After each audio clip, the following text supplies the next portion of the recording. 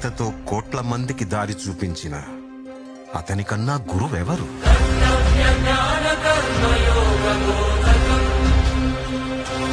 రక్షణ కోసం సముద్రం మధ్యలో ద్వారకా నగరాన్ని కట్టిన అతనికన్నా గొప్ప ఆర్కిటెక్ట్ ఎవరు? వేణుగానంతోనే గోవుల్ని గోపికల్ని కట్టిపడేసే అతన్ని మించిన మ్యూజిషియన్ ఎవరు?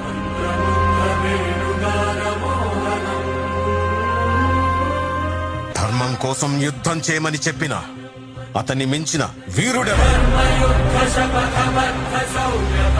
హోమయాగాలతో వర్షం తెప్పించిన అతనికన్నా ప్రకృతిని అర్థం చేసుకున్న క్లైమటాలజిస్ట్ ఎవరు? అన్కంట్రోలబుల్ ఆర్పిఎం తో తిరిగే సుదర్శన చక్రాన్ని కంట్రోల్ చేసే అతనికి మించిన కైనెటిక్ ఇంజనీర్ ఎవరు?